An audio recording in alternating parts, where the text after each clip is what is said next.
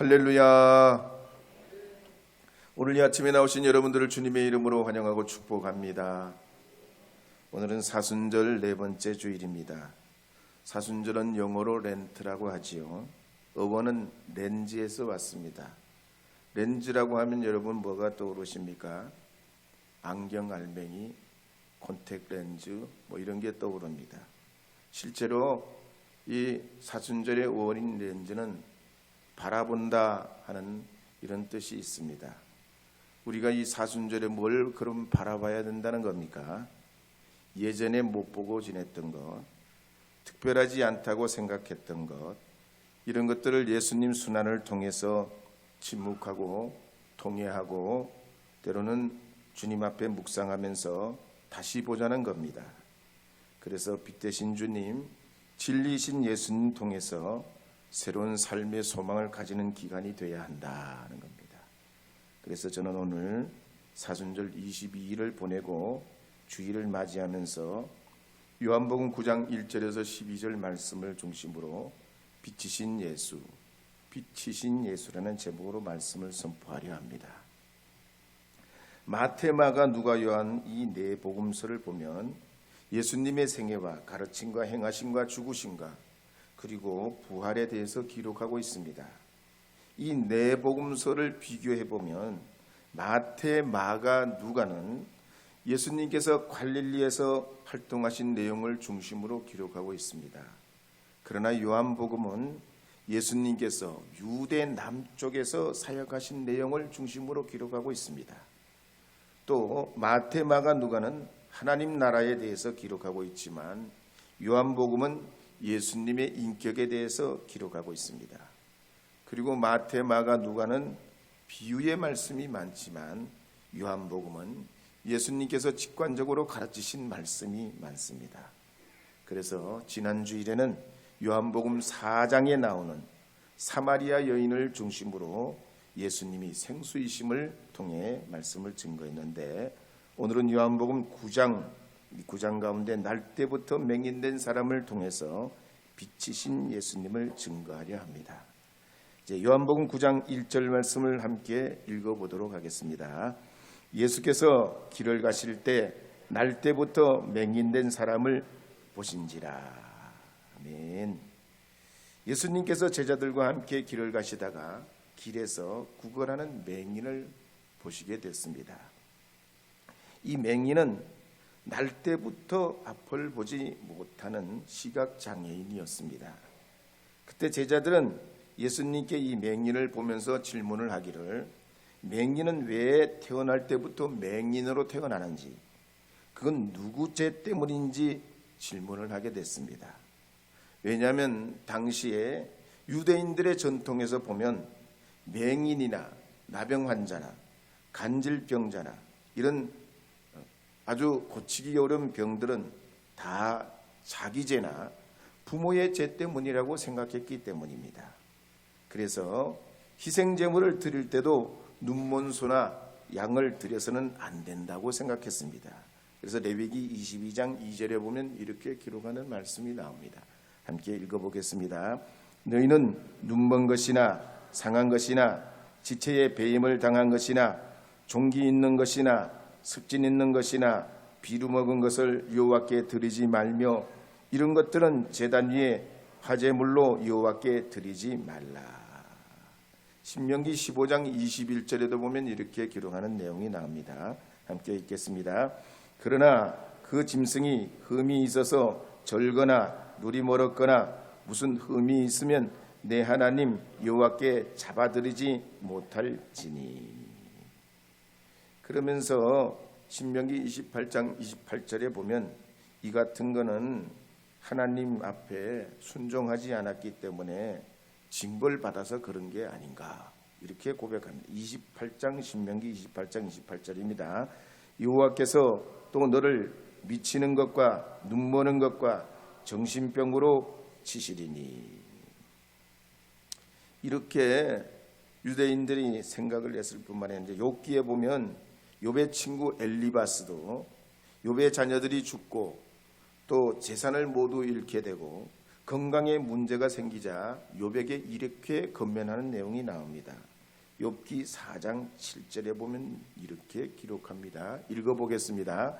생각하여 보라, 죄 없이 망한 자가 누구인가? 정직한 자의 끊어짐이 어디 있는가? 또 욥기 22장 21절, 22절, 23절도 있겠습니다. 너는 하나님과 화목하고 평안하라. 그리하면 복이 내게 임하리라. 청하건대 너는 하나님의 입에서 교훈을 받고 하나님의 입에서 교훈을 내가 만일 전능자에게서 돌아가면 내가 지음을 받을 것이며 또 내 장막에서 불의를 멀리하리라. 이 말이 무슨 말입니까? 네가 뭔가 잘못했기 때문에 재앙도 있고 불행한 삶을 사는 게 아니냐. 그러니 얼른 회개해야 되지. 회개하고 용서받아야 네가 잘 되지. 네가 뭔가 잘못한 게 있으니까 그런 거 아니냐. 인과응보 사상입니다. 그런데 이런 인과응보 사상은 성경에 말씀하시는 주된 말씀이 아닙니다. 물론 심어서 심는 대로 거둔다는 것은 철칙이고 자연의 법칙입니다. 근데 이 자연의 법칙보다 더 위에 있는 하나님의 은혜의 법칙이 있습니다. 그런데 이런 인과응보 사상은 주전 6세기경에 페르시아의 종교인 조로아스터교로부터 생겨난 신념입니다. 또 불교의 석가모니도 설파한 교리의 핵심이 인과응보 사상입니다. 이슬람교, 힌두교 모두 가르침의 기초가 인과응보입니다. 네가 심은 대로 거둔다는 것이지요. 그래서 불교 이야기에 보면 500년을 살았던 여자 이야기가 나옵니다. 이 500년을 산 여자가 아이를 땅에 두고 다른 곳에 연을 찾으러, 날리는 연을 찾으러 갑니다. 근데 그 간 사이에 이리가 와가지고 아이를 잡아먹어 버립니다. 여자는 너무 원망스러워서 이리를 찾아갑니다. 야, 이리야, 너 어떻게 해서 내 아이를 잡아먹었냐? 아주 울며 그냥 이리를 원망하면서 말합니다. 그러니까 이리가 대답하기를, 네가 나를 원망하지 말아라. 너는 지난 500년 동안 일찍이 내 아이들을 다 잡아먹지 않았냐? 그러니 이제 내가 너의 아이를 죽이고 그러는 것이 원수를 갚는 것인데 어떻게 네가 나에게 화를 내냐? 그럽니다. 심은 대로 거둔다는 인과응보 사상입니다. 500년 전이든 우리 조상이든 그 전에 더 옛날에 조상이든지 어떻게든지 그렇게 심었기 때문에 그렇게 거둔다는 생각입니다. 예수님 시대 유대인들이 이런 주변적인 영향을 받아서 사람이 어려움을 당하거나 고통을 당하면 자기 죄 때문이다. 자기 죄 때문이다. 자기 죄 때문이다. 심은 대로 거둔다. 이렇게만 생각했습니다. 그래서 날 때부터 맹인된 사람을 보고 맹인으로 태어난 건 누구 죄 때문입니까? 자기 죄 때문입니까? 부모의 죄 때문입니까? 인과응보 사상 위에서 맹인을 보려 합니다. 그래서 요한복음 9장 2절에 보면 이렇게 기록하는 내용이 나오지요. 9장 2절 말씀 읽어보겠습니다. 제자들이 물어 이르되 라피어, 이 사람이 맹인으로 난 것이 누구의 죄로 인함이니까? 자기니까? 그의 부모니까? 그래서 유대인의 눈으로 보면 맹인이나 장애인들이나 병자는 다 죄덩어리입니다. 죄를 짊어지고 사는 인생이고 불행한 인생이고 불쌍한 운명을 가진 자들입니다. 역전의 기회란 조금도 없습니다. 그 운명의 대가를 치러야 됩니다. 그래서 이와 같은 삶을 사는 사람은 삶 자체가 불행이요, 저주요, 굴레요, 고통덩어리입니다. 그래서 하나님을 믿어도 소용없고 죽지 못해 길거리로 나가서 구걸하는 인생으로 사는 겁니다. 그래서 우리나라의 유명한 건축공학가인 이종호 선생인 조선시대의 과학의 순교자라는 책에도 보면 이런 비슷한 얘기가 나옵니다. 채부, 허준, 전유형 이중환, 박재가, 정약전, 정약용, 소유구, 김정희, 김정호, 최한기, 지석영, 김용광 같은 이런 분들은 조선시대의 서학을 공부한다는 이유로 탄압을 받고 유배를 갑니다. 유배형을 받아가지고 거기서 죽기도 하고 많은 고초를 당합니다. 사회학자들의 말에 따르면 한 사회가 가지고 있는 잘못된 이런 통념은 호두알보다 단단하고 거북이 등딱지보다 더 두껍다고 그랬습니다. 이런 잘못된 통념이 얼마나 사람을 웃기게 만드는지 모릅니다. 오늘 우리도 그렇습니다. 분명히 신자가 되고 예수님 믿고 교회 생활을 하면 더 자유하고 더 행복하고 더 즐거워야 하는 게 아닙니까? 가면 갈수록 무거운 짐이 되고 고역이 된다면 뭔가 단단히 잘못됐습니다. 예수님 시대의 분위기도 그랬습니다. 이 사회적 통념에 갇혀서 나병이나 간질병이나 불치병이나 장애가 있으면 천별을 받았다. 죄 때문이다. 죄 때문이다. 죄 때문이다. 그렇게 얘기했습니다. 그러기에 날 때부터 맹인된 사람은 아무런 희망도 없고 미래도 없습니다. 그럴 때 예수님께서 요한복음 9장 3절에서 4절 말씀을 통하여 이렇게 말씀하시는 걸 볼 수가 있습니다. 요한복음 9장 3절 4절 말씀 읽어보겠습니다. 예수께서 대답하시되 이 사람이나 그 부모의 죄로 인한 것이 아니라 그에서 하나님이 하시는 일을 나타내고자 하심이라. 때가 아직 낮음에 나를 보내신 이의 일을 우리가 하여야 하리라. 밤이 오리니 그때는 아무도 일할 수 없느니라. 예수님의 말씀에 보면은 이런 우리 인생의 난제의 문제들은 자꾸만 우리 자신을 보고 우리 안에서 해답을 찾으려 하면은 자기 함정에 빠지게 된다는 겁니다. 그래서 하나님 편에서 바라봐야 된다는 거죠. 우리 인생의 어려운 문제를 주님의 편에서 우리를 바라봐야 된다는 겁니다. 주님이 주신 기회요, 계획이요, 뜻이 있는 줄 믿어야 된다는 겁니다. 그럴 때 눈먼 자, 병든 자, 귀신 들린 자, 가난한 자, 포로된 자를 예수님 그들을 고쳐주시고 고쳐주실 뿐만 아니라 자유케 하십니다. 육체적인 질병뿐만 아니라 사망에서 생명으로, 멸망에서 구원으로, 어둠에서 빛으로 인도해내시는 걸 볼 수 있습니다. 그래서 17세기에 바로크 시대의 유명한 화가인 렘브란트는 그림을 그렸는데 그 중에 유명한 그림들이 있습니다. 스테반의 죽음이나 돌아온 탕자나 예수님의 재판이나 십자가의 처형 같은 유명한 작품을 많이 남겼습니다. 근데 이 렘브란트가 그 자기 작품 속에 꼭 자기 얼굴을 그려넣습니다. 가령 돌아온 탕자 작품에는 탕자의 얼굴을 자기 얼굴로 그립니다. 스테반의 죽음이라는 작품에는 스테반에게 돌팔매질하는 유대인 중에 자기 얼굴을 그려넣습니다. 또 십자가의 처형이라는 작품에서는 예수님이 십자가 지시는 그 장면을 구경꾼으로 바라보고 있는 한 사람 중에 자기 얼굴을 그려넣습니다. 왜냐하면 자신의 입장에서 자기를 바라봐서는 길이 없다는 것입니다. 신앙의 눈으로, 하나님의 눈으로 자기를 바라보길 원해서 그렇게 했기 때문입니다. 오늘 이 아침에 나오신 여러분은 하나님 편에서 이 거룩한 주일 바라보시기를 바랍니다. 다른 사람의 입장에서도 여러분 바라보시기를 바랍니다. 그러면 영생하시는 우리 주님께서 시작도 끝도 없는 하나님 나라에 대해 소망을 우리에게 열어주시게 될 줄 믿으시기 바랍니다. 이제 이 몸의 소망 무언가 함께 불러보겠습니다. 488장인데요. 이 몸의 소망. 이 몸의 소망 무언가 우리 주 예수뿐 매들이 아주 없도다.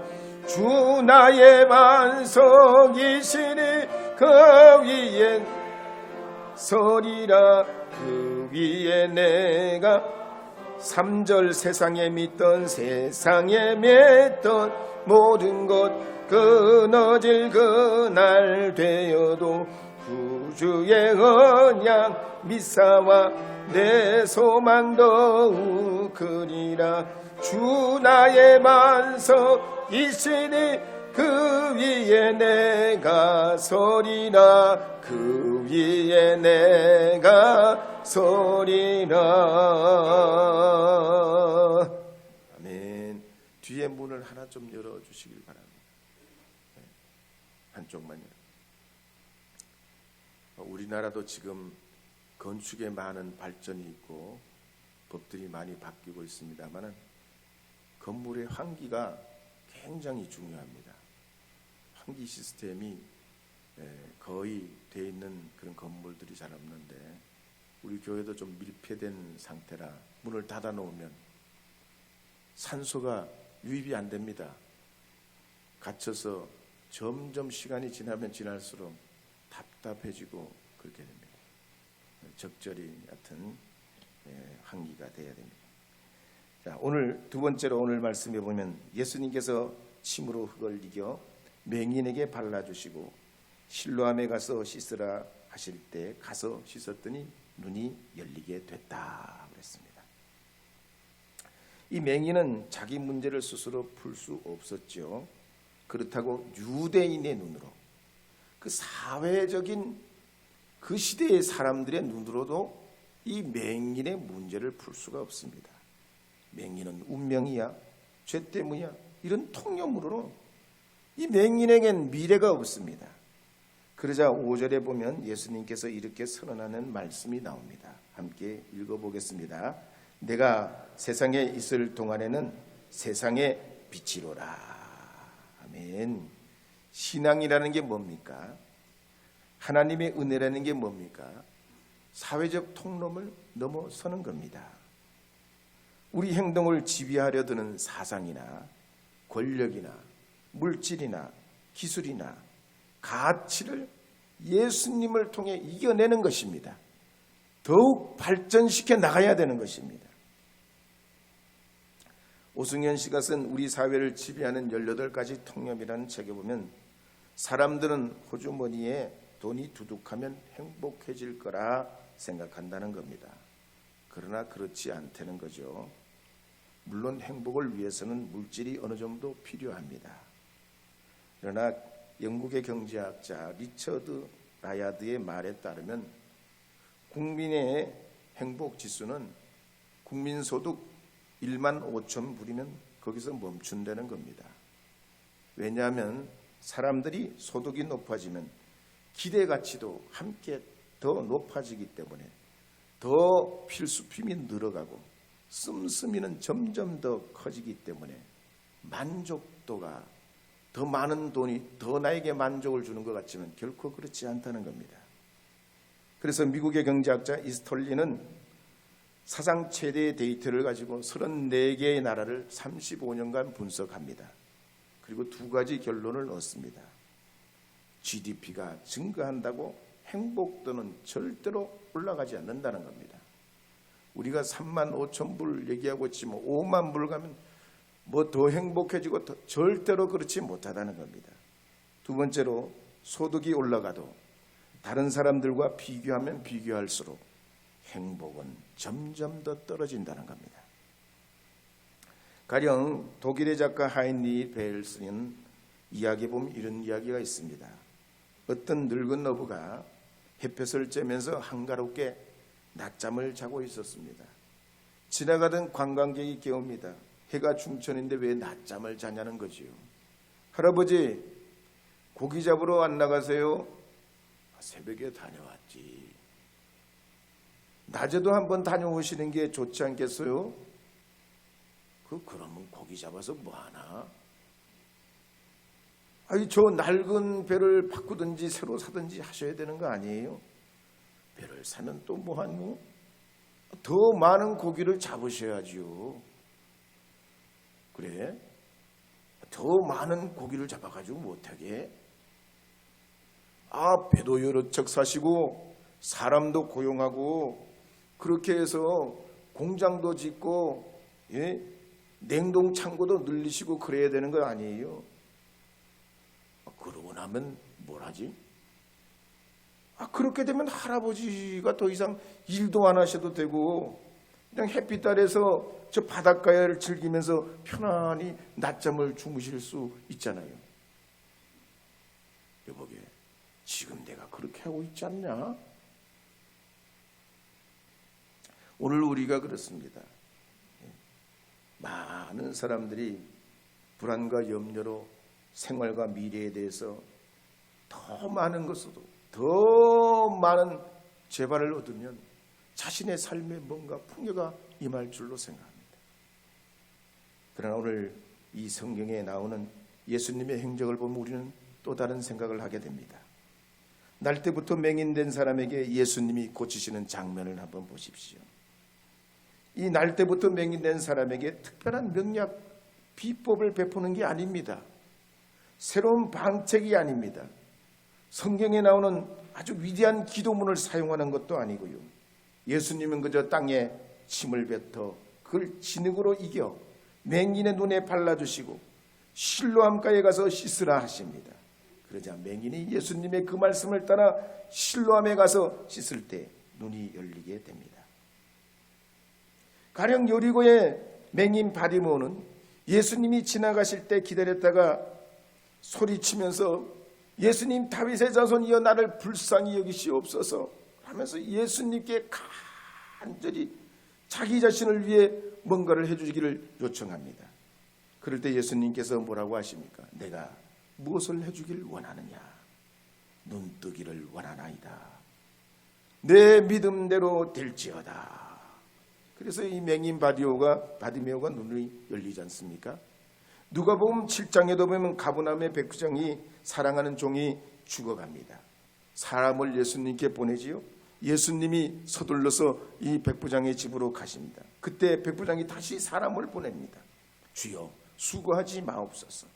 내 집에 들어오심을 나는 감당치 못하겠나이다. 말씀만 하시면 내 하인이 낫겠나이다. 그래서 예수님이 정말 기가 막힌 믿음을 가진 이 백부장을 보고서 내가 이스라엘 중에 이만한 믿음을 만나보지 못하였노라. 그럴 때 그 시로 그 하인이 나음을 얻었다 그랬습니다. 또한 가버나움의 중풍병자도 그렇습니다. 친구들이 들것을 메고 예수님을 찾아갑니다. 예수님께서는 그들의 믿음을 보고 일어난 내 침상을 가지고 집으로 가라 하실 때 이 중풍병자가 침상을 들고 집으로 돌아갑니다. 그런데 오늘 이 본문에 나오는 날 때부터 맹인된 사람 바디메오처럼 간절히 소리친 것도 아니고 예수님 만나기 위해서 사람들을 보내고 그리고 멋진 믿음의 고백을 냈던 이 백부장의 믿음 같지도 않고 중풍병자처럼 좋은 친구를 둬가지고 지붕을 뚫고 예수님 앞에 달아내려가지고 고침받은 것도 아닙니다. 이 맹인은 날 때부터 맹인이라 아무것도 할 수 없습니다. 털끝만큼도 노력해낼 수 있는 게 없습니다. 그럴 때 예수님께서 아무것도 아닌 흙에다가 침을 뱉어 이겨 그 눈에 발라주시고 실로암에 가서 씻으라 할 때 그가 씻었고 나음을 얻습니다. 이건 뭡니까? 전적인 주님의 은혜로 구원받는다는 겁니다. 우리의 일생을 마치고 우리가 죽음으로 그리고 영생으로 들어가는 비결이 뭡니까? 우리가 할 수 있는 게 뭡니까? 사닥다리를 만들 수 있습니까? 죽음을 건너갈 수 있는 다리를 우리가 건설할 수 있습니까? 우리가 어둠에서 빛으로 나가는 비결이 무엇입니까? 할 수 있는 것은 아무것도 없습니다. 오직 주님의 전적인 은혜라야 됩니다. 그러므로 로마서 1장 17절에 보면 이렇게 말씀하는 내용이 나옵니다. 함께 읽어보겠습니다. 복음에는 하나님의 의가 나타나서 믿음으로 믿음에 이르게 하나니 기록된 바 오직 의인은 믿음으로 말미암아 살리라 함과 같으니라. 그래서 우리가 주님 앞에 나올 때는 완벽한 믿음을 가지고 있지 못해도 상관이 없습니다. 모르고도 믿고 알고도 믿는 겁니다. 이 믿음의 구원은 은혜로 얻어지는 하나님이 주신 선물이지 우리에게서 생성된 우리의 힘과 노력으로 세워진 믿음의 탑이 아닙니다. 더욱이 하나님께서는 우리에게 이와 같은 하나님의 은혜를 입고 사는 우리에게 무한한 능력과 잠재력을 주셨습니다. 그래서 모든 사람들은 모름지기 숨겨진 능력과 재능이 있고 무한한 상상력이 있습니다. 그러므로 여러분이 주님께서 허락하신 삶에서 승리를 이루고 위대한 삶을 이루어 가시기를 원한다면 사회적 통념을 넘고 믿음의 소원을 가져야 합니다. 절망하지 말고 포기도 하지 말고 예수 이름으로 선포하며 주님의 은혜를 구해야 하는 줄 믿으시기 바랍니다. 주님이 되게 하실 줄 믿으시기 바랍니다. 이루실 줄로 믿고 선포하시기를 바랍니다. 스웨덴의 알프레드 노벤이 다이너마이트를 발견하지 않습니까? 이분이 건축과 화학을 참 너무나 아주 박학하게 다시하게 그렇게 공부를 하고 니트로글로세린이라는 그 폭약 폭발력을 발견하고 이 위력을 납니다. 그리고는 구리관 속에 넣고 심지를 그 안에 놓고 그 다음에 끝을 봉한 다음에 심지에 불을 붙여 다이너마이트가 터지게 만듭니다. 이 노벨이 이걸 다 알고 간 게 아닙니다. 하다 보니 그렇게 된 겁니다. 뉴턴이 사과가 떨어지는 것을 보고서 중력의 법칙을 깨닫는데 사과가 떨어지는 걸 보고 중력의 법칙을 깨달았지 뉴턴이 위대하고 놀라워서 그 중력의 법칙을 깨닫는 과학자가 된 게 아닙니다. 메르키데스도 마찬가지예요. 목욕탕에 들어갔다 물이 넘치는 걸 보고 질량 보존의 법칙을 깨닫게 된 거지 자기가 무슨 대단한 세상의 천지 만물을 창조한 창조주처럼 진리를 설파하고 깨달아서 그렇게 위대한 삶을 산 게 아닙니다. 우연이지만 결실을 얻게 한 하나님의 은혜입니다. 그러므로 마태복음 7장 7절에 보면 이렇게 말씀하는 내용이 나옵니다. 함께 읽어보도록 하겠습니다. 구하라 그리하면 너희에게 주실 것이요 찾으라 그리하면 찾아낼 것이요 문을 두드리라 그리하면 너희에게 열릴 것이니. 야고보서 1장 5절에도 말씀을 읽어보겠습니다. 너희 중에 누구든지 지혜가 부족하거든 모든 사람에게 구히 주시고 꾸짖지 아니하시는 하나님께 구하라 그리하면 주시리라. 아멘. 우리나라의 1년의 사망자 수가 27만 명입니다. 하루 평균 700명 정도가 돌아갑니다. 자살로 1년에 14,000명 정도 죽고 교통사고로 5,000명이 죽습니다. 음주운전으로 800명이 죽고 건설 현장에서 500여 명이 죽습니다. 그런데 이런 죽음은 저주일까요? 멸망일까요? 성경을 보면 그렇지 않습니다. 히브리서 9장 27절에 보면 이렇게 기록하는 내용이 나옵니다. 함께 읽어보겠습니다. 한 번 죽는 것은 사람에게 정해진 것이요 그 후에는 심판이 있으니. 아멘. 창세기 3장 19절에도 보면 사람은 흙이기 때문에 흙으로 돌아갈 운명입니다. 그렇지만 우리 인생의 빛 대신 예수님 안에서 우리의 삶과 죽음과 영원한 미래를 보면 결코 절망이 아닙니다.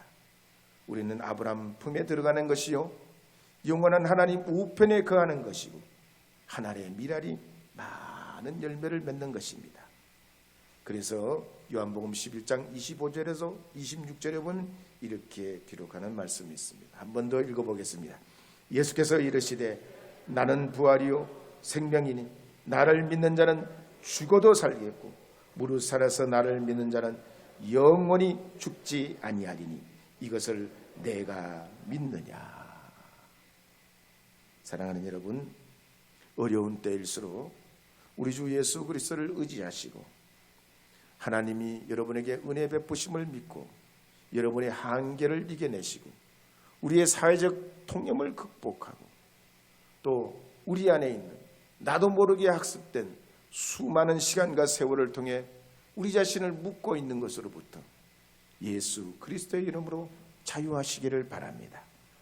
주님의 이름으로 여러분의 삶을 새롭게 이루어가고 계획하고 꿈꾸고 하나님의 그 거룩하신 은총을 입어 나날이 풍성한 삶을 살아가는 빛 대신 주님과 동행하는 여러분 되시기를 주의 이름으로 축복합니다.